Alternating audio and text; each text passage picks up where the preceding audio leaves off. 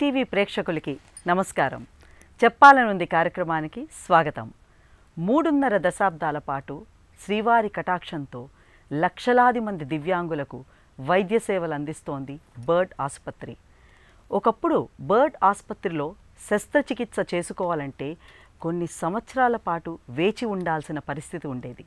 ఆ నేపథ్యంలో మాజీ డైరెక్టర్ డాక్టర్ గుడారి జగదీష్ గారు రోగులకు సత్వరం చికిత్స అందించాలనే ఒక మంచి సంకల్పంతో నూతన భవన నిర్మాణాలను చేపట్టారు.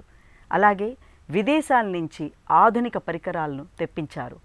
అంతర్జాతీయ వైద్య ప్రమాణాలతో రోగులకు శస్త్రచికిత్స అందించడంలో ఆయన మానవతా దృక్పథం ఎంతో ప్రశంసనీయం. డాక్టర్ జగదీష్ గారి అకుంఠిత దీక్ష కారణంగానే ఈరోజు బర్డ్ ఆసుపత్రి దివ్యాంగుల పాలిట దేవాలయంగా అలరారుతోంది. ఈరోజు మన చెప్పాలని ఉంది కార్యక్రమానికి డాక్టర్ గుడారి జగదీష్ గారు అతిథిగా విచ్చేశారు. నమస్కారం డాక్టర్ గారు. ఈటీవీ ప్రేక్షకులకు నమస్కారం. జగదీష్ గారు, వైద్యం అనే రంగాన్ని మీరు అసలు ఎందుకు ఎన్నుకున్నారు? ముఖ్యంగా అందులో ఆర్థోపెడిక్ సర్జన్గా సెటిల్ అవుదామని ఎలా అనుకున్నారు? దీనికి మొట్టమొదటిగా మా తండ్రి లక్ష్మయ్య నాయుడు గారిని గుర్తు చేసుకోవాల్సి వస్తుంది. ఆయన ఒక డాక్టర్ అయ్యి సమాజంలో సేవ చేయాలనే ఉద్దేశం ఆయనకు ఉండేది. కుటుంబ కారణంగా ఆయన డాక్టర్ అవ్వలేదు.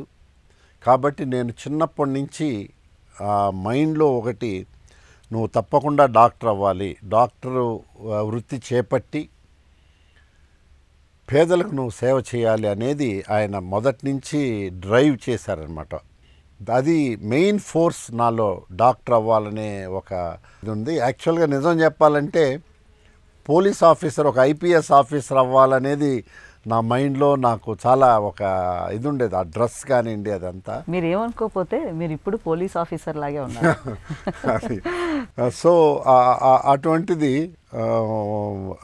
క్వైట్ ఆపోజిట్గా డాక్టర్లు అవ్వాలి, చేయాలనేది ఒకటి ఇచ్చారు. ఇకపోతే ఆర్థోపెడిక్ సర్జన్, ఆర్థోపెడిక్ అవ్వాలి అనేది ముఖ్యంగా ఒక చిన్న విషయం గుర్తొస్తుంది నాకు. మెడిసిన్ చదివే రోజుల్లో చిన్న చిన్న ఆకతాయి పనులు అనేటివి చేస్తూ ఉంటాం. మాకు రంగరాయ మెడికల్ కాలేజీలో ఒక మామిడి చెట్టు ఉండేది. ఆ మామిడి చెట్టు ఆ సీజన్లో ఎక్కి కాయలు కోయటం ఇవన్నీ చేసేవాళ్ళం. ఆ రోజు నేను ఒక కింద కొమ్మలోనే ఎక్కి కాయలు కోస్తూ ఉండేటప్పుడు ప్రిన్సిపాల్ వచ్చారని ఎవరో అరిచారు. ఆ హడావుడిలో దిగుతూ కింద పడ్డాను. చిన్న గాయమైంది వెన్నెముక్కు కొంచెం గాయమైతే ఇమ్మీడియట్గా తీసుకెళ్ళి అడ్మిట్ చేయటం ఆర్థోపెడిక్స్ దీంట్లో. అప్పుడు మీ వయసు ఎంత? అప్పుడు నా వయసు 20 సంవత్సరాలమ్మా, 20 years. అప్పుడే ఈ ఆర్థోపెడిక్స్ అనేది ఈ వెన్నెముక ఎప్పుడైతే సంబంధించింది అయిందో దాంతో అది ఒక ఇంట్రెస్ట్ వచ్చింది. అది ఒకటి. రెండోది, ఈ ఆర్థోపెడిక్స్లో నేను నా గాడ్ ఫాదర్గా డాక్టర్ స్వర్గీయ వ్యాఘ్రేశ్వరుడు గారిని చెప్పచ్చు. ఆయన ఒక మోడల్, మన ఆంధ్ర రాష్ట్రంలోనే మొదటి ఆర్థోపెడిక్ సర్జన్ ఆయన చాలా ఈ పేదలకు రీహాబిలిటేషన్ సర్జరీస్ అన్నీ చేసేవాళ్ళు, మన రాష్ట్రంలోనే కాకుండా దేశవ్యాప్తంగా. సో ఆయన ఇన్స్పిరేషన్ చాలా వరకు ఒక ఆర్థోపెడిక్ సర్జన్ అయ్యి మనం ఎక్కువ ఫిజికలీ ఛాలెంజ్డ్కు మనం స్వస్థత చేకూర్చగలము అనే ఒక కాన్సెప్ట్తో ఆర్థోపెడిక్స్ మీద ఎక్కువ మక్కువ కలగటం జరిగింది. డాక్టర్ వ్యాఘ్రేశ్వరుడు ఆయన స్ఫూర్తితోటి మీరు మెడికల్ ఫీల్డ్లోకి ఎంటర్ అయ్యారు. అయితే 1985లో ఎన్టీ రామారావు గారి హయాంలోని బర్డ్ ఆసుపత్రి అన్నది మొదలైంది తిరుపతిలో. ఈ ఆసుపత్రిలో మీరు ఒక డాక్టర్గా చేరిన దగ్గర నుంచి మీరు ఇప్పుడు ఒక డైరెక్టర్గా రిటైర్ అయ్యారు. ఆసుపత్రితో మీకున్న మొదటి రోజుల్లో అనుబంధం ఏంటి? నిజానికి 1983 సంవత్సరంలోనే నేను తిరుపతి తిరుమల దేవస్థానంలో జాయిన్ అవ్వటం జరిగింది. ఇది 1985 సంవత్సరంలో స్వర్గీయ నందమూరి తారక రామారావు గారు ఆయన ముఖ్యమంత్రిగా ఉన్నప్పుడు వికలాంగులు, అంగవైకల్యంతో బాధపడే వారికి మన రాష్ట్రంలోనే ఎటువంటి రీహాబిలిటేషన్ సెంటర్ లేదు అనే ఒక ఆలోచనతో, ఆ ఆలోచనను ఇది తిరుమల తిరుపతి దేవస్థానం వారైతేనే చేయగలరని అక్కడ చెప్పటం, దీనికి మొట్టమొదటిసారిగా ఎవరైతే బాగుంటుందనేసి డైరెక్టర్గా ఆలోచించినప్పుడు పెద్దలు వ్యాఘ్రేశ్వరుడు గారిని సెలెక్ట్ చేసుకోవటం. ఆయన ఎలా ఉంటుందంటే ఆ ఆలోచన వచ్చిన తక్షణమే డేట్ కూడా ఫిక్స్ అయిపోయింది. నెల రోజుల లోపల హాస్పిటల్ తిరుమల తిరుపతి దేవస్థానం స్టార్ట్ చేసేయాలి. అటువంటి ఆలోచనతో చెప్పిన దాంట్లో ప్రస్తుతం ఉండే టీటీడీ అడ్మినిస్ట్రేటివ్ బిల్డింగ్ కపిల్ తీర్థం రోడ్లో అడ్మినిస్ట్రేటివ్ బిల్డింగ్ను గ్రౌండ్ ఫ్లోర్ను ఖాళీ చేసి దాంట్లో అప్పటికప్పుడు ఒక 2 ఆపరేషన్ థియేటర్లు, 50 పడకల బెడ్లు అన్నీ చేసి కేవలం 1 నెల వ్యవధిలో బర్డ్ హాస్పిటల్ అనేది స్టార్ట్ చేయటం జరిగింది. ఈ హాస్పిటల్ స్టార్ట్ చేసినప్పుడు దీనికి అనుబంధంగా ఒక కృత్రిమ అవయవాల కేంద్రం కూడా ఉండాలనేసి ఆలోచన వచ్చి కృత్రిమ అవయవాల కేంద్రాన్ని కూడా మన వాళ్ళందరూ అప్పుడు ఆంధ్ర రాష్ట్రం నుంచి జైపూర్ వెళ్ళేవాళ్ళు, కాలు పోగొట్టుకున్న వాళ్ళు కానీ చేతులు పోగొట్టుకున్నారు, అటువంటి దానికి వెళ్లకుండా ఆంధ్ర రాష్ట్రంలోనే ఒక సంస్థ ఉండాలి, ఒక గొడుగు కిందకి ఈ పునరావాస కేంద్రం అనేది ఒక గొడుగు కిందకి తేవాలనే ఉద్దేశంతో అది ఆ రోజు స్టార్ట్ చేయటం జరిగింది. 1992 సంవత్సరం నవంబర్లో ఆయన కాలం చెందారు. ఆయన వి లాస్ట్ హిమ్ నవంబర్లో. అప్పటికి 50 పడకల నుంచి 150 పడకల హాస్పిటల్గా దాన్ని ఇంప్రూవ్ చేశాము. అదే భవనంలో ఇంప్రూవ్ చేసుకొని పక్కన ఒక సెంట్రల్ హాస్పిటల్ అని టీటీడీ హాస్పిటల్ ఉండేది, దానిపైన కూడా ఒక 2 అంతస్తులు కట్టించి 150 మందిని చేర్చుకోవటం అలా మొదలుపెట్టింది. మన రాష్ట్రంలోంచి అందరూ పేద పిల్లలు, ముఖ్యంగా పోలియో, ఆ రోజుల్లో పోలియో అనేది చాలా మహమ్మారిగా ఉండేది, అలాగే సెరిబ్రల్ పాలసీ, పుట్టుకతో వచ్చిన అంగవైకల్యం, వీళ్ళకు ముందర కాన్సన్ట్రేట్ చేసి వాళ్ళకందరికీ చేసేవాళ్ళు. కాలక్రమంలో 1990 సంవత్సరంలో తిరుమల తిరుపతి దేవస్థానం ఒక నిర్ణయం తీసుకునింది, దీనికంటూ ఒక సపరేట్ కట్టాలి హాస్పిటల్ అనేసి. 7 కొండలు ఫుట్ హిల్స్ అలిపిరి దగ్గర 100 ఎకరాల ల్యాండ్లో ఆల్రెడీ మన గవర్నమెంట్ హాస్పిటల్స్ ఉన్నాయి. మళ్ళీ ఒక పక్క స్విమ్స్ సూపర్ స్పెషాలిటీ హాస్పిటల్ అది డెవలప్ అవుతూ ఉంది. అక్కడే బర్డ్ కూడా ఒక 10 ఎకరాల ల్యాండ్ను డెడికేట్ చేసి భవనం స్టార్ట్ అయిందనమాట. అది 250 పడకలు, 8 ఆపరేషన్ థియేటర్లతో దాన్ని ప్లాన్ చేయటం జరిగింది. దానికి నేను ఆల్మోస్ట్ ఉదయం నుంచి సాయంకాలం వరకు అవుట్ పేషెంట్ డిపార్ట్మెంటు శస్త్రచికిత్సలు చేసుకుంటూ ఈవినింగ్ వెళ్ళి ఆ కన్స్ట్రక్షన్ ఎలా జరుగుతోంది, దీన్ని ఒక్కొక్క రాయి ఎలా వస్తూ ఉంది, దీని షేప్ ఎలా వస్తుంది అనేసి దాంట్లో పాల్పంచుకోవటం జరిగింది. కడకది 1995 సంవత్సరం ఆల్మోస్ట్ బిల్డింగ్ ఫినిష్ అయ్యి ఎంటర్ అయ్యాము. అంతవరకు కొందరు మా వ్యాఘ్రేశ్వరుడు గారు ఆయన డిమైజ్ తర్వాత వేరే మేమంతా చిన్న యంగ్ కాబట్టి గవర్నమెంట్ నుంచి డెప్యుటేషన్లో వచ్చారు. 96 జనవరి నాకు ప్రొఫెసర్ క్యాడర్గా ప్రమోషన్ వచ్చింది after 15 years of service. So 96లో నేను డైరెక్ట్గా దేవస్థానం నిర్ణయం తీసుకోవటం జరిగింది. సో అప్పటి నుంచి కూడా మొత్తం హాస్పిటల్లో ఈ శస్త్రచికిత్సలతో పాటు ఫిజియోథెరపీ డిపార్ట్మెంట్ని డెవలప్ చేయటం, అలాగే కావాల్సిన ఇన్వెస్టిగేషన్స్ అడ్మినిస్ట్రేషను అన్నీ కూడా డెవలప్ చేసుకుంటూ అది 250 పడకలతో దాన్ని చేసిందే కాకుండా రోజు రోజుకు దానికి వచ్చే పేద ప్రజల సంఖ్య అనూహ్యంగా అసలు అన్ఇమాజినబుల్ అన్నమాట. ఒక స్టేజ్లో 1.5 సంవత్సరం 2 సంవత్సరాలు పేషెంట్లు వెయిట్ చేసే పరిస్థితికి వచ్చేసింది.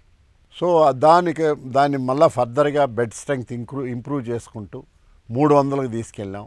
భారతదేశంలో కాశ్మీర్ నుంచి కన్యాకుమారి వరకు ప్రతి రాష్ట్రం నుంచి పేషెంట్లు రావటం, మన వెంకటేశ్వర స్వామి కృపా కటాక్షాలతో వాళ్ళు అంగవైకల్యంతో 4 కాళ్ళ మీద నడుస్తూ వచ్చేవాళ్ళు మళ్ళా సమాజంలో 2 కాళ్ళ మీద నిల్చొని నడిచేటట్టు వాళ్లకు పునరావాసం కల్పించి, శస్త్రచికిత్సలు అయితేనేంటి, కాళ్లకు అవసరమైన తొడుగులు క్యాలిపర్స్ అంటాం, వాటిని తయారు చేయటం కానివ్వండి, ఎయిడ్స్ అప్లియన్సెస్, ఇవన్నీ కూడా బర్డ్ హాస్పిటల్లోనే వింగ్లో వాటిని తయారు చేసే కేంద్రాన్ని తయారు చేసి వాళ్ళకి ఫిజియోథెరపీ అంతా ఇచ్చి, కొంతమంది పేషెంట్లు అయితే నెలలు అవసరమయ్యేది, అటువంటి సీరియస్ ప్రాబ్లమ్స్తో వచ్చేవాళ్ళు.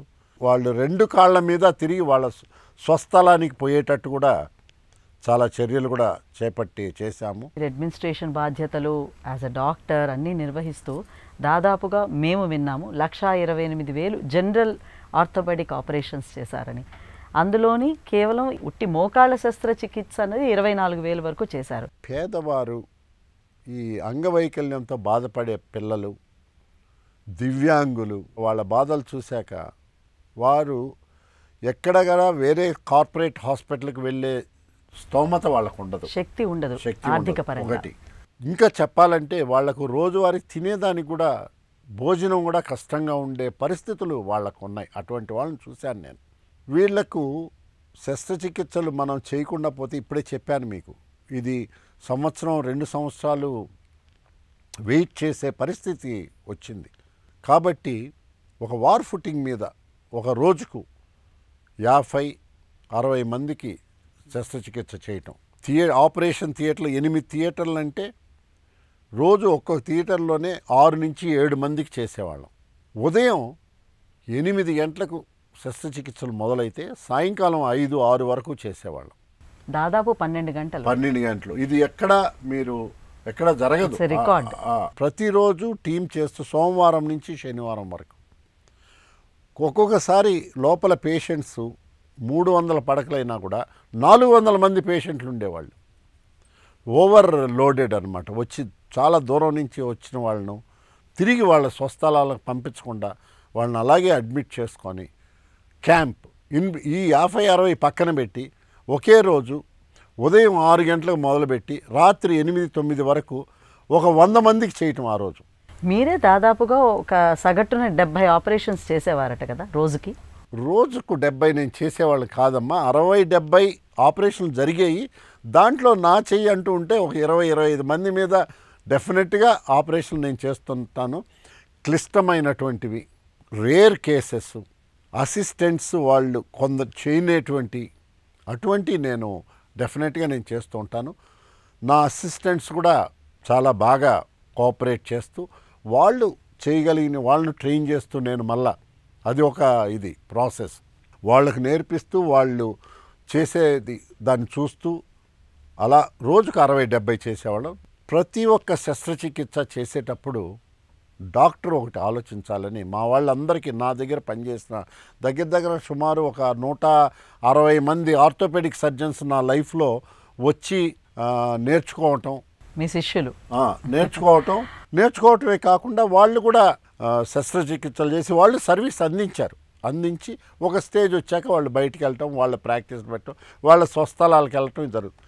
వీళ్ళందరికీ ఒకటే నా సందేశం ఏమి ఇచ్చేవాడిని అంటే, మనం ఆర్థోపెడిక్ సర్జన్లుగా ప్రతిరోజు ఉదయం నుంచి సాయంకాలం వరకు శస్త్రచికిత్సలు చేస్తున్నాం, 60-70 చేస్తున్నాం.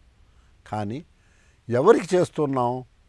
ఒక అనారోగ్యంతో ఎంతో నమ్మకంతో మన దగ్గర వచ్చే బిడ్డకు చేస్తున్నాం, ఒక వ్యక్తికి చేస్తున్నాం. అటువంటప్పుడు మనకు ఆపరేషన్ అనేది ఆనవాయితీ, అలా చేసుకుంటున్నాం. కానీ రొటీన్ కరెక్ట్ వాడు. కానీ ఆ పేషెంట్కు జీవితంలో ఒకేసారి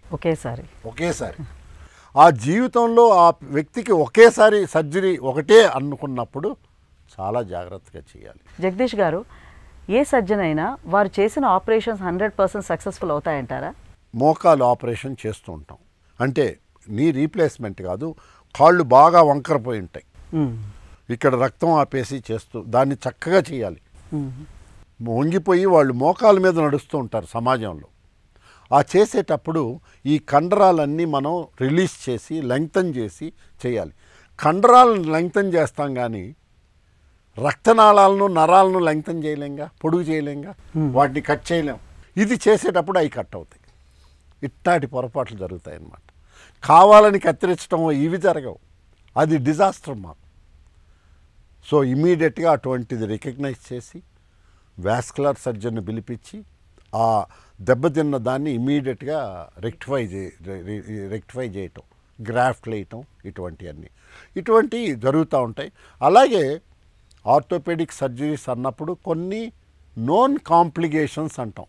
అంటే ఒక 100 కేసులు చేస్తే కొందరికి ఇన్ఫెక్షన్ రావచ్చు, వాళ్ళ శరీర తత్వం బట్టి అటువంటి కొన్ని జరుగుతూ ఉంటాయి. వాటి ఎవరైనా, మీరు మంచి ప్రశ్న అడిగారు, ఎవరైనా ఆర్థోపెడిక్ సర్జన్ కానివ్వండి, జనరల్ సర్జన్ కానివ్వండి, ఎవరైనా నేను చేసిన ఆపరేషన్లన్నీ 100% సక్సెస్ అంటే 100% అబద్ధం చెప్తా ఉన్నారు.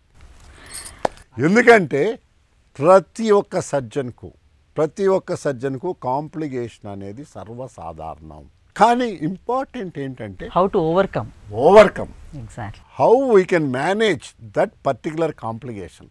మళ్ళా ఆ పేషెంట్కు స్వస్థత చేకూర్చామా లేదా అనేది ఇంపార్టెంట్. అక్కడ సాధారణంగా సామాన్య జనంలో ఉన్న అపోహ ఏంటంటే ప్రైవేట్ ఆసుపత్రుల్లోని అవసరం లేకపోయినా మోకాళ్ళ శస్త్రచికిత్స అంటూ చేస్తున్నారనేసి, అది ఎంతవరకు నిజం? ఎవరైనా సరే డాక్టర్ అనే అతను అనవసరంగా చేయటం అనేది యూజువల్గా జరగదు. మంచి ప్రశ్న అడిగారు. దీని కంటిన్యూషన్ ఒకటి చెప్పదలుచుకున్నాను. నేను చాలామంది పేషెంట్స్ మోకాలు నాకు నొప్పండి అనేసి వస్తారు. ఎక్స్రే తీస్తాం. ఎక్స్రే తీసి అందరూ 60 సంవత్సరాలు, 65, 70 సంవత్సరాలు, 75, 80, 85, 95 సంవత్సరాల వాళ్ళు కూడా చేశాను. వాళ్ళకు ఒకటి ఆప్షన్ ఇస్తాను. బాబు మీకు మోకాలు నొప్పి ఉంది, తల్లి మీకు మోకాలు నొప్పి ఉంది. ఎక్స్రే చూస్తే కంప్లీట్గా గ్రేడ్ 4 అంటే మొత్తం డ్యామేజ్ అయిపోయింది, మోకాలు కూడా వంగిపోయినాయి పక్కకు. ఈ ఎక్స్రే దాని ప్రకారం ఆపరేషన్ అయితే అవసరం వస్తుంది. కానీ ఆపరేషన్ కావాలా వద్దనేది డెసిషన్ తీసుకునేది మీరు. ఎందుకంటే మోకాలు మీది. ఈ మోకాళ్ళ మీద మీ దినచర్యలు, మీకు 70 సంవత్సరాలు వచ్చాయి, దినచర్యలు ఏంటి? బాత్రూమ్కి వెళ్ళటం, వంటింట్లో వెళ్ళి ఒక కాఫీ కప్పు తయారు చేసుకోవటం, భోజనాలకు రావటం, ఎవరన్నా పిలిస్తే ఒక ఫంక్షన్కి వెళ్ళి రావటం. ఈ దినచర్యలను మీరు చేసుకోగలరా లేదా? ఈ దినచర్యలను మీరు చేసుకుంటా ఉంటే ఆపరేషన్ పని లేదు. 70 సంవత్సరాల తర్వాత మనకేం కావాలి? లేదు, ఈ మోకాలు నాకు ప్రాబ్లంగా ఉంది, కష్టంగా ఉంది, నిద్ర పడుకోలేను, నొప్పి ఉంది, బయట తిరగలేను అనుకున్నప్పుడు మీరు డిసైడ్ చేయండి. ఇది ఎమర్జెన్సీ కాదు ఈ ఆపరేషను, రేపు చేయకపోతే ప్రాణం పోయేదేం లేదు. సో మీకు బాగా ఇది ఉన్నప్పుడు చేసుకోవాలనేది నా మొట్టమొదటి సలహా ఇస్తాను. అంటే మీరు పేషెంట్కే డెసిషన్ వదిలేస్తారు. ఎగ్జాక్ట్లీ. కీళ్ళ మార్పిడి వరకు నేను వీలైనంత వరకు పేషెంట్కే డెసిషన్ ఇస్తాను. ఈ మోకాళ్ళు శస్త్రచికిత్స అన్నది యాక్చువల్లీ ఇప్పుడు సొసైటీలో చాలా ఎక్కువ ఉంది, ఆడ కానీ మగ కానీ. అసలు ఆ ప్రాబ్లం ఎందుకు వస్తుందంటారు?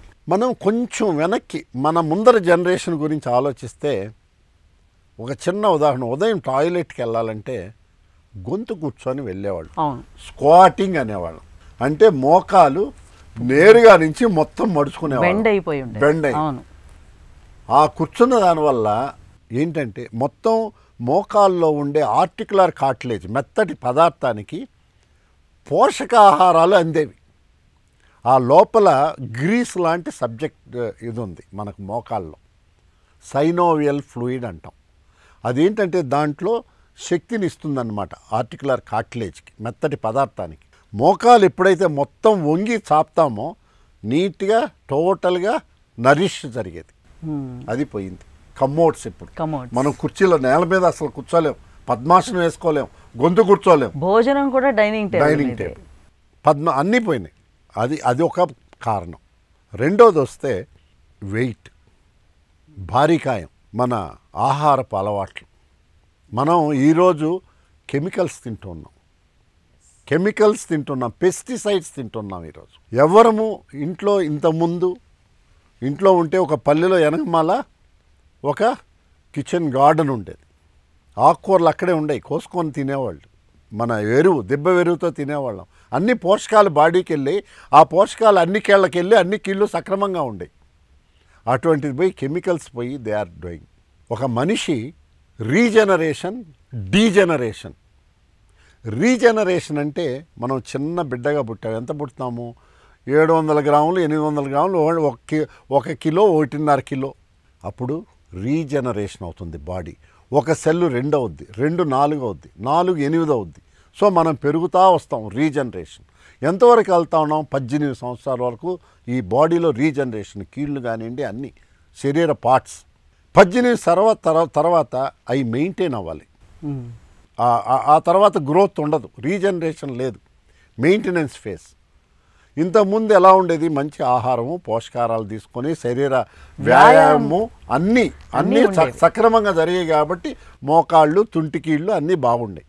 అయిపోయినాక ఆ ఫేజ్ అయిపోయినాక డీజనరేషన్ అంటే సెల్స్ కృంగిపోవటం. ఈ కృంగిపోవటం ఏమైంది? ఇప్పుడు ఈ పోషకాహారాలు అన్నీ ఇదైపోయి ఈ డీజనరేషను 45 సంవత్సరాలకే మొదలైపోతాం.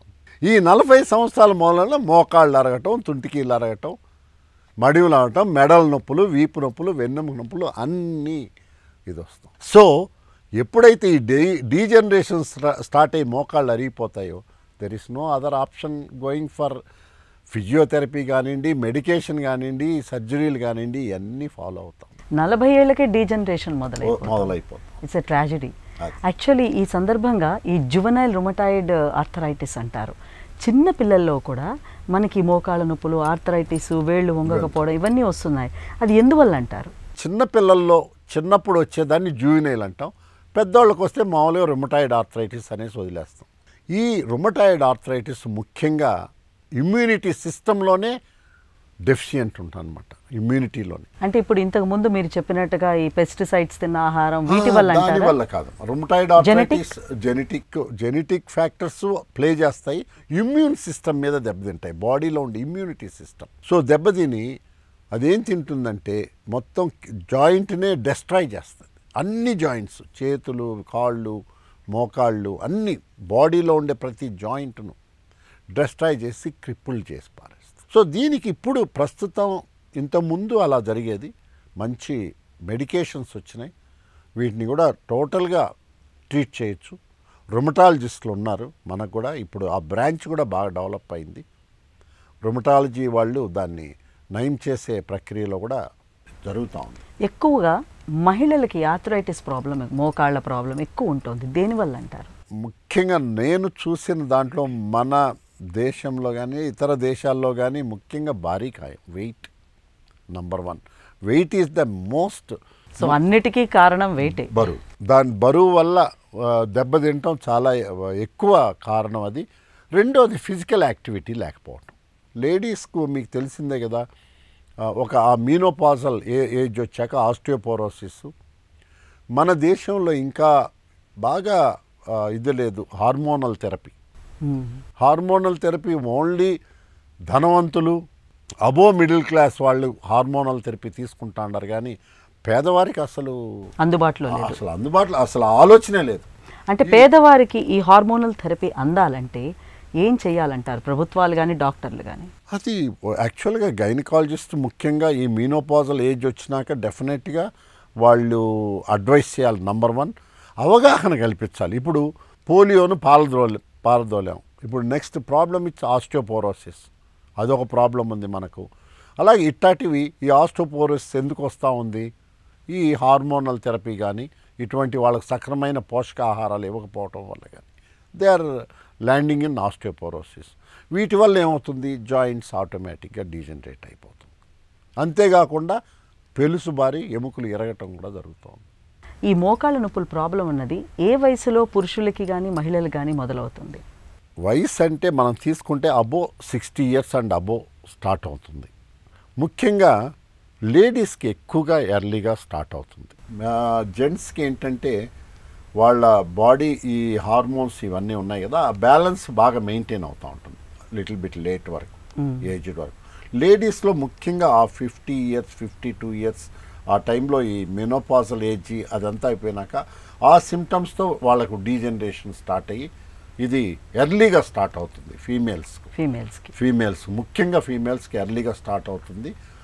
అది ఇంతకుముందు నేను చెప్పాను ఇప్పుడే మీకు, ఇంతకుముందు అంతా మనం అన్ని ఈ కుర్చీలు సోఫాలు లేనప్పుడు కింద కూర్చొని అన్ని దంచుకోవడాలు అన్నీ ఉన్నాయి కాబట్టి ఇంతకుముందు ఎక్కువ లేట్గా స్టార్ట్ అయ్యేది, అది అబోవ్ 70 ఇయర్స్ అలా ఉండేది.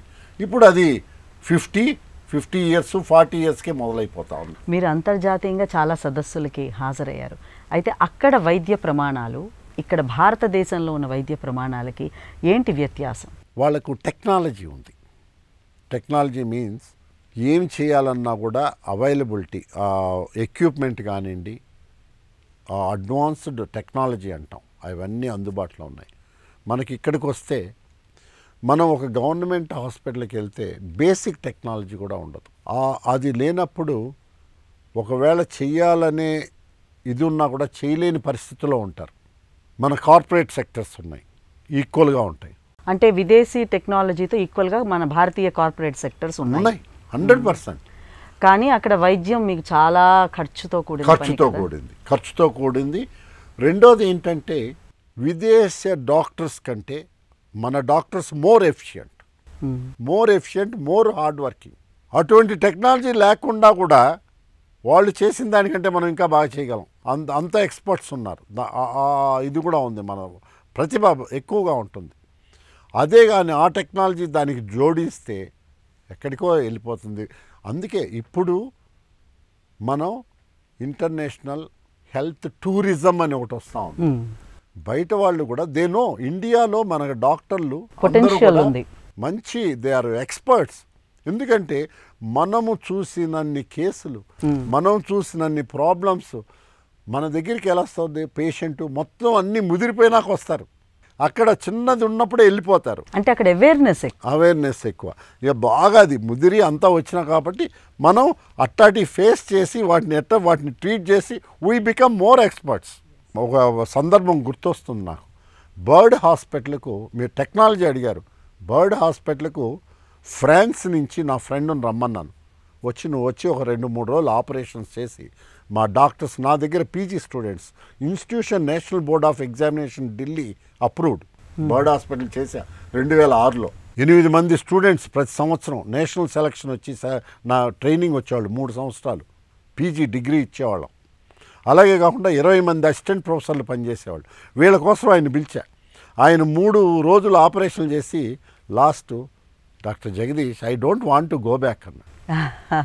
ఇది ఆయన నోట్లోంచి. నేను మళ్ళీ తిరిగి వెళ్ళదలుచుకోలేదు మా దేశం. అసలు ఇక్కడ ఏంటి ఇంత ఆపరేషన్ థియేటర్, ఇంత ఇది ఎలా చేయగలేదు, అసలు హౌ కెన్ ఇట్ పాసిబుల్, నాకు లేదన్నాడు. ద్వారకా తిరుమలలో వర్డ్ హాస్పిటల్లో అందులో కూడా మీరు భాగస్వామ్యం ఉందని విన్నాము.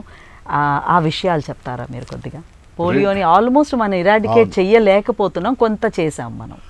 పోలియోను కొత్త కేసులు ఎరాడికేట్ చేసాం. పోలియో మైలైటిస్ వైరస్ని అయితే తొలగించేసాం భారతదేశం నుంచి. కానీ పోలియో వైరస్ వల్ల అఫెక్ట్ అయిపోయి ఆల్రెడీ వాళ్ళందరూ ఇంకా ఉన్నారు. మీరు ఆశ్చర్యపోతారు. ఈరోజు హైదరాబాద్లో పోలియో పేషెంట్కి ఈరోజు శస్త్రచికిత్స చేశాను ఉదయం. పోలియోతో గత 20 సంవత్సరాల ముందర అఫెక్ట్ అయిన వాళ్ళందరూ వస్తూ ఉన్నారు. వాళ్ళకి ఇంకా రీహాబిలిటేషన్ సర్వీసెస్ చేయాలి. అది ఇంకా ఇంకొక 20-30 సంవత్సరాలు జరుగుతుంది అది.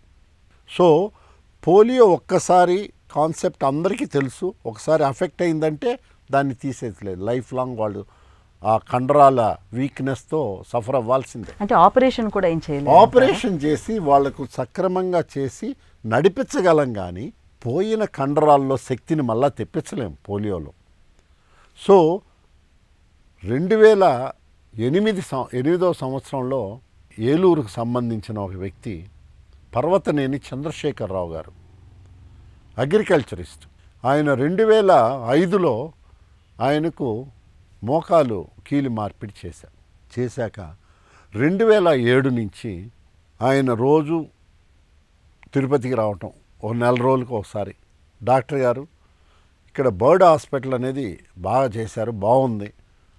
అటు మరి ఆ ప్రాంత ప్రజలు, ఇది రాయలసీమ ఇదంతా బాగానే ఉంది, ఆ ప్రాంత ప్రజలకు కూడా అక్కడ ఒక వెంకటేశ్వర స్వామి ఉన్నారు, అక్కడ ఒకటి చేస్తే బాగుంటుందని చెప్పడం. ద్వారకా తిరుమల చిన్న తిరుపతి 2008లో కడాకు ఒక నిర్ణయం తీసుకొని నేను ఆయన అక్కడ చైర్మన్ గారు సుధాకర్ రావు గారు అని ఉన్నారు, ఆయన దగ్గరికి వెళ్ళి సార్ మాకు చిన్న ప్రొవిజన్ ఇవ్వండి, ఫ్రీగా సర్వీస్ చేయాలనున్నాము, ప్రతి నెల ఒక 25 మంది పిల్లలకు పోలియో సెరిబ్రల్ పాలసీ పుట్టుకతో అంగవైకల్యంతో పుట్టిన పిల్లలకు చేయాలనేసి చెప్పడం జరిగింది.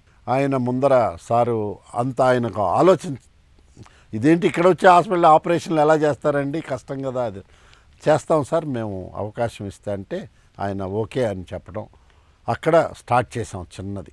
అదే వెంకటేశ్వర స్వామి కృపా కటాక్షాలు ఎప్పుడూ ఉంటాయి అనే దానికి నేను చాలా బిలీవ్ చేసేవాడిని. ఎందుకంటే మేము అలా చేసుకుంటూ ఉన్నాం. 2011 సంవత్సరం అమెరికా నుంచి ఒక అతను కొండకు దర్శనానికి వచ్చి, ఆ రోజే నేను అక్కడ కింద ఉండే ఆపరేషన్ ద్వారా తిరుపతి నుంచి ప్రతి నెల 1 రోజు 2 రోజులు వెళ్ళటం, 3 రోజులు ఆపరేషన్లు చేయటం, వాళ్ళని సేఫ్గా మళ్ళీ పంపించి బ్యాక్ వచ్చేసేవాడిని అనమాట. ఆ టైంలోనే అమెరికా నుంచి ఒక ఆయన వచ్చారు. వచ్చి పోతే ఏంటి ఇంతమంది పిల్లలు, చిన్నపిల్లలంతా అని చూసి he enquired and he came and willing to donate 22 crores, 22 కోట్లు డొనేషన్ ఇస్తాను నేను, మంచి హాస్పిటల్ వీళ్ళకి కట్టాలని. ఇమీడియట్గా ద్వారకా తిరుమల దేవస్థానం వాళ్ళు 5 ఎకరాల ల్యాండ్ చూపించటం, ఒక ట్రస్ట్, దాంట్లోనే ఈ హాస్పిటల్ కట్టడం. సో 2015 నుంచి ఫుల్ ఇప్పుడు దాన్ని 100 పడకలు హాస్పిటల్గా, దాన్ని 4 ఆపరేషన్ థియేటర్లు, కీళ్ళ మార్పిడి దగ్గర నుంచి అన్నీ. ఇప్పుడు ఆర్థోపెడిక్స్లో ఎటువంటి ప్రాబ్లం ఉన్నా కూడా అక్కడ hospital only dedicated like BIRD. దానికి Balaji institute of research and rehabilitation for disabled in Tirupati, Venkateswara institute of research and rehabilitation for disabled in Dwaraka Tirumala అని పెట్టి, ఇప్పుడు ఆ 100 పడకలు చాలక ఆయనే మళ్ళా వచ్చి ఇంకొక 8 కోట్లు ఇచ్చి పైన ఇంకొక 100 పడకల ఫస్ట్ ఫ్లోర్ హాస్పిటల్ కన్స్ట్రక్షన్ కూడా అయిపోవస్తూ ఉంది. సో ఇక్కడ బర్డ్ ఎలా అభివృద్ధి చెందిందో అది కూడా ఫ్యూచర్లో ఆ ప్రాంత ప్రజలకు, అటు నుంచి వచ్చే వాళ్ళకు కూడా అది ఉపయోగపడుతుందని అది చేస్తారు. అయితే ద్వారకా తిరుమల వర్డ్ హాస్పిటల్ ఇప్పుడు అకాడమిక్ సెంటర్గా దాన్ని చేసే ప్లాన్లు ఉన్నాయని విన్నాం మేము. అకాడమిక్ సెంటర్ అయితే జనరల్ ప్రాక్టీస్కి, జనరల్ మెడిసిన్కి ఏవైనా ఇబ్బందులు ఉంటాయా? లేదమ్మా, బర్డ్ కూడా మేము అకాడమిక్ సెంటర్ చేశాం కదా, బర్డ్ కూడా అకాడమిక్ సెంటర్ చేశాము. నేషనల్ బోర్డ్ ఆఫ్ ఎగ్జామినేషన్స్ వాళ్ళు వచ్చి అప్రూవ్ చేశారు.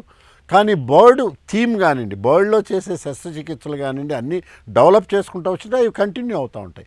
అకాడమిక్ జాయిన్ అయిన దానివల్ల ఏమవుతుందంటే రీసెర్చ్ పెరుగుతుంది. రీసెర్చ్ పెరిగినప్పుడు పేషెంట్ కేర్ పెరుగుతుంది. ఈ పేషెంట్ కేర్ రీసెర్చ్లో ఎటువంటి పొరపాట్లు లేకుండా ఇంకా కేర్ఫుల్గా ఉంటాం అన్నమాట. అకాడమిక్ యాక్టివిటీస్ జరిగేటప్పుడు ఈ రీసెర్చ్ అంటే అందరూ ప్రయోగాలు అనుకుంటారు. కాదు, ఈ ప్రయోగాలు కాదు, మనుషుల మీద ఎవరు ప్రయోగాలు చేయరు. మనం చేసే వాటిలోనే మెలకువలు ఇంకా ట్యూనప్ అవుతాం, బెటర్మెంట్ వస్తూ ఉంటుంది. మాటల్లో చాలాసార్లు వెంకటేశ్వర స్వామి మీద భక్తి చాలా ప్రదర్శించారు. అయితే మేము విన్నది ఏంటంటే ముందర బర్డ్ పెట్టినప్పుడు పాత భవనంలో కింద వెంకటేశ్వర స్వామి నిత్య పూజ జరుగుతూ ఉండేదనేసి. మరి మీ ఆధ్యాత్మిక చింతన ఎలాంటిది ఒక డాక్టర్గా? దీనికి ముఖ్యంగా 2 విషయాలు చెప్పాలమ్మ. ఒకటేంటంటే ప్రతి శనివారం ఉదయం 8 గంటలకు బర్డ్ హాస్పిటల్లో పనిచేసే 350 మంది అక్కడ వచ్చి నిల్చోవాల్సిందే 8 గంటలకు ఉదయం. మేము ఆ వస్త్రధారణ పంచ అది కట్టుకొని వెళ్ళేవాళ్ళం. గోవిందమాల ఇవన్నీ సుప్రభాతం నుంచి అన్నీ ఒక 20-25 నిమిషాల కార్యక్రమం చేసి హారతి ఇచ్చి మళ్ళా డిస్పర్స్ అయ్యేవాళ్ళం. అదొకటి. ఇది ఎవరు పెట్టారు? ఇది మీరే ఇంట్రడ్యూస్ చేశాను. అది ప్రతి శనివారం ప్రతి స్టాఫ్ ముందర అటెండెన్స్ అంతా పక్కన పెట్టేసి అక్కడికి వచ్చి నిల్చోవాల్సిందే. అంతేకాకుండా ప్రతి పండగ రోజు, అంటే ఫర్ ఎగ్జాంపుల్ మాకు తిరుపతిలో గంగమ్మ చాదర అనుకుంటాం, లేకపోతే శ్రీరామనవమి, కృష్ణాష్టమి, ఆ రోజులంతా కూడా సపరేట్గా అక్కడ పూజలు బర్డ్ ఎంట్రన్స్లోనే వెంకటేశ్వర స్వామిని ప్రతిష్ఠించి అవన్నీ నిత్యం నైవేద్యం కానివ్వండి అన్నీ చేసుకుంటూ వచ్చాం.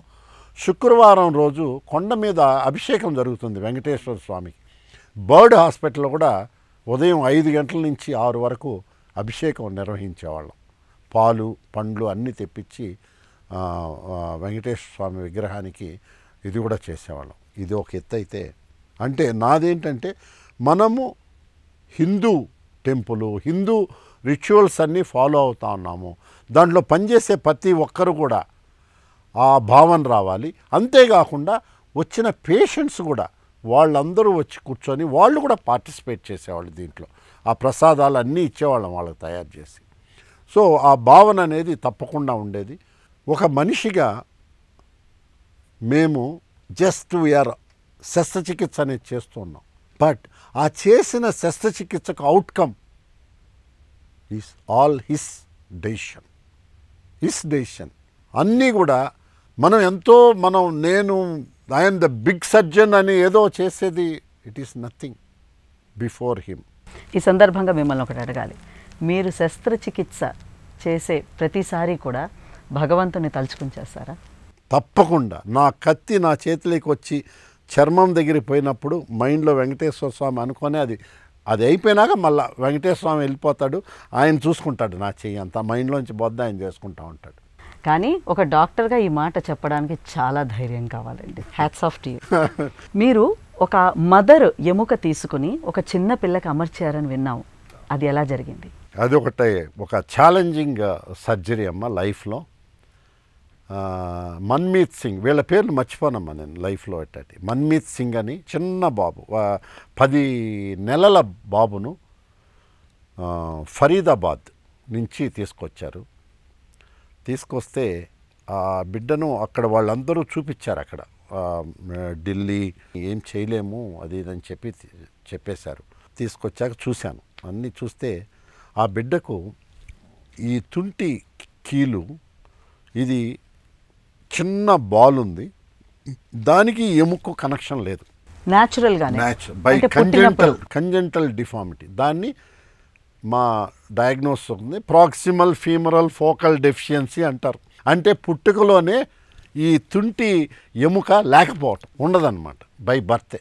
సో అది వచ్చినప్పుడు అది ఏం చేయాలా అనేసి దానికంటూ ఏంటంటే ఈ కాలు అది లేని దానివల్ల పొట్టిగా ఈ మోకాలు ఇక్కడికి వచ్చేసి ఉంటుంది, పాదం వచ్చి ఈ మోకాలకు సమానంగా ఉంటుంది. వాళ్ళకి ఒకే ట్రీట్మెంట్ ఏంటంటే కృత్రిమ అవయవాల కేంద్రంలో ఈ పాదం ఇక్కడ ఉండే దాని నుంచి కింద వరకు ఇంకోటి తయారు చేసి ఇచ్చేయటం జీవితాంతం, అంతే. ఇంకా ఇది పెరగదు, అది తొడుక్కొని నడుస్తూ ఉండాలి. సో ఆ కేసుకు తల్లిని ఒప్పించి కాల్లో మనకు 2 ఎముకలు ఉంటాయి, ఒకటేమో మెయిన్, ఇంకొకటేమో యాక్చువల్గా మేము జోకర్ ఇన్ ద లెగ్ అంటాం. జోకర్ సర్కస్లో ఎంత ఇంపార్టెంటో ఈ ఎముక మన శరీరంలో ఎక్కడ ఎముక లేకపోయినా దాన్ని తీసి అక్కడ అమర్చవచ్చు, అంత ఇంపార్టెంట్ అది. అంటే కార్కి స్టెప్నీ లాగా అంతే. సో ఆ ఎముకను తల్లి ఒకే రోజు ఇద్దరిని పోస్ట్ చేసుకొని తల్లి ఎముక తీసి అమర్చారా? అంటే ఈయనకు ఎముక చిన్నది ఉంటుంది కదా బిడ్డకు, అది సరిపోదు. తల్లి ఎముక ఇచ్చింది, అది తీసుకొని పక్కన ఆ బాలు సపరేట్గా ఉందన్నమాట. ఆ బాలుకు ఈ తొడ ఎముకు కనెక్షన్ ఇచ్చేసాను. దేవుడి దయ వల్ల, వెంకటేశ్వర దయ వల్ల అది అతుక్కునేసింది. మీరు బర్డ్ నుంచి డైరెక్టర్గా రిటైర్ అయిన తర్వాత మీరు ప్రస్తుతం అంటే ఎలా కండక్ట్ చేస్తున్నారు ఆపరేషన్స్, పేషెంట్స్ తోటి రిలేషన్షిప్స్? నా డిక్షనరీలో రిటైర్మెంట్ అనే వర్డే లేదమ్మా. బర్డ్లో నేను రిటైర్ అయింది 2014, కానీ అప్పుడు ఇంకొక 5 ఇయర్స్ నాకు మళ్ళీ ఎక్స్టెన్షన్ ఇవ్వటం 2019 మే వరకు చేశాను. ఒక రకంగా చెప్పాలంటే బర్డ్లో చేసేటప్పుడే కొంచెం ఫ్రీగా చేసేవాడినేమో అనిపిస్తూ ఉంది ఇప్పుడు ఈరోజు ఆలోచిస్తే, 2 సంవత్సరాల తర్వాత. ఇంతకుముందు ఆదివారాలు రెస్ట్ తీసుకునేవాడు, ఇప్పుడు ఆదివారాలు కూడా రెస్ట్ లేదు. ఒక 2 విలేజెస్ను అడాప్ట్ చేసుకున్నాను.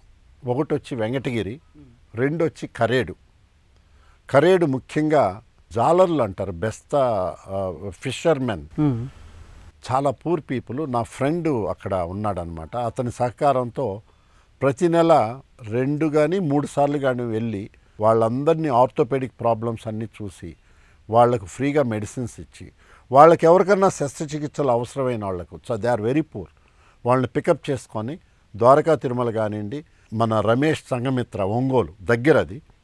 సో 2 రికగ్నైజ్డ్ ఆరోగ్యశ్రీ దీనికి, అక్కడ వాళ్ళకి ఫ్రీ సర్వీస్ ఇస్తూ ఉంటాను. ఈ 2 చేస్తూ ఉన్నాను. తిరుపతిలో చాలా ప్రెషర్ ఉంది నాకు పేషెంట్స్ చాలామంది ఉన్నారు. మీరు చెప్పినట్టు రాష్ట్రీయ సేవా సమితి RSS ఉంది, అది voluntary biggest organisation, voluntary in Andhra Pradesh. So వాళ్ళతో మాట్లాడి తిరుపతిలో ఉన్న ప్రతిరోజు సుమారు ఒక 60-70 మందిని ఓపీ చూస్తాను. అలాగే లోకల్గా ఆరోగ్యశ్రీ అప్రూవ్డ్ హాస్పిటల్స్ ఉన్నాయి, అక్కడికి పోయి వాళ్ళకి ఫ్రీగా సర్జరీస్ చేస్తూ ఉంటాను. ఈ ఫ్రీ సర్వీస్ చెయ్యాలి, మీకు సర్వీస్ ఓరియంటెడ్గా వెళ్ళాలి వైద్యంలో అన్న ఆలోచన ఎలా కలిగింది? జర్మనీలో ఒకటి బాగా నాకు స్ట్రైకింగ్ ఒకటి వచ్చింది. జర్మనీకి నేను ఈ కీళ్ళ మార్పిడి, ఆర్థ్రోస్కోపీ దీనికి ట్రైనింగ్కు 3 monthsకి వెళ్ళినప్పుడు మార్నింగ్ వాళ్ళు 7 o'clock అంతా డాక్టర్స్ అందరూ వచ్చేవాళ్ళు. వెళ్ళటము వాళ్ళ డ్యూటీస్ జర్మనీలో వెరీ ఇదిగా ఉంటుంది, మార్నింగ్ 7 to 2. కానీ they use to leave 5 o'clock, 6 o'clock, 8 o'clock వెళ్ళేవాడు. ప్రొఫెసర్ కాండో అని ఒక అతను ఉండేవాడు. అడిగాను, ఒక క్వశ్చన్ అడిగా, in our country government jobs and all ఉదయం టైంకి వచ్చి వెళ్ళిపోతూ ఉంటారు, వాట్ మేడ్ యూ టు ఇంతసేపు మీకు వర్క్ చేయాలంటే given beautiful message in my life. He told, I am working for my country. This country given birth to me. My prime duty is to serve the country. That's all. He didn't sold anything. అది నాకు ఒక సందేశం లాగా అయిపోయింది నా life. So నేను వచ్చి చాలామందికి చెప్పాను, మనం అందరం ఒక్కసారి ఆలోచించాలి. ఈ దేశం మనకు జన్మనిచ్చింది. ఈ దేశానికి మనం తిరిగి ఏం చేశామని ప్రతి ఒక్కరూ కాస్త ఆలోచిస్తే డెఫినెట్గా we can do the ultimate to this country. ఈ మెసేజ్ని మటుకు తప్పరు చేయాలని దాన్ని మటుకు తీసుకున్నాను ఆ మెసేజ్ని. Then I started coming morning 4:30 to the hospital and I leave evening 6 or 7. Doctor గారు, సర్వీసు, వైద్యం ఇవన్నీ పక్కన పెడితే మీకు అభిరుచులు ఏంటి? నాకు టైం దొరికితే I will take complete rest. నాకు నిద్ర అనేది చాలా ఇష్టం. ఒకటి అభిరుచుల దగ్గరికి వస్తే I'm full non vegetarian. I will take good protein diet. And అదే నేను అందరికీ, నా పేషెంట్స్ చాలామందికి చెప్తా ఉంటాను, నాన్ వెజిటేరియన్స్ అందరూ కూడా కార్బోహైడ్రేట్స్ తగ్గించండి. దీనికి ఎక్కువ టైం నేను పేషెంట్ చూసేటప్పుడు వాళ్లకు మందులు వీటికి చెప్పే బదులు ఇవి ఎక్కువ ఉంటాయి. ఈరోజు అదే చెప్పాను కదా, కొర్రలు తినండి. కొర్రలు అండి ఎక్కడ ఉంటాయి? అలా అయిపోయింది. మనం కొర్రలంటే ఏంటో మనకు తెలియని పరిస్థితిలో వచ్చేసాం. సో చెప్పాను అయితేనండి, మరి ఉదయం దోశలు ఇడ్లీలు తినాలి కదండి, పర్లేదండి, కొర్రలతో పొడి కొట్టి ఒక దోశ వేసుకోండి. Carbohydrate less diet I will prefer. మీకు వంట వచ్చా? వంట వచ్చు. మా హాబీయా మీది వంట? I love cooking. నేను నా మార్నింగ్ బ్రేక్ఫాస్ట్ నేను చేసుకుంటాను. ద్వారకా తిరుమల ఉండేటప్పుడు ఎర్లీ మార్నింగ్ లేచి వాకింగ్ పోయి వచ్చి 5 to 6 I will walk for 6 to 7 kilometers every day morning. వెళ్ళొచ్చి చూసుకొని 8 o'clock బర్డ్ లాగా ఉదయం 4:30కి పరిగెత్తడం లేదు ఇప్పుడు. I will go to the hospital by 8 o'clock and I work until evening 7, 8. Administration పక్కన పెట్టాను. అదంతా ఆ హెడ్ఏక్స్ నుంచి పక్క వచ్చా. Now I'm interacting more with patients and surgeries. నేను I'm working almost all extending services in at present 9 hospitals. భగవంతుడు తన బదులు అమ్మని సృష్టించారంటారు, కానీ డాక్టర్ జగదీష్ గారితో మాట్లాడిన తర్వాత భగవంతుడు తన బదులు డాక్టర్ని భూమిలో సృష్టించారేమో అనిపిస్తుంది. ఇంత గొప్ప మహానుభావులు, వైద్యులు ఉండబట్టే ఇంకా దేశం మనుగడ సాగిస్తోందేమో అనుకుంటున్నాం. నిజంగా జగదీష్ గారు, మీరు ఇంకా ఎంతోమందికి సేవలు అందించాలి.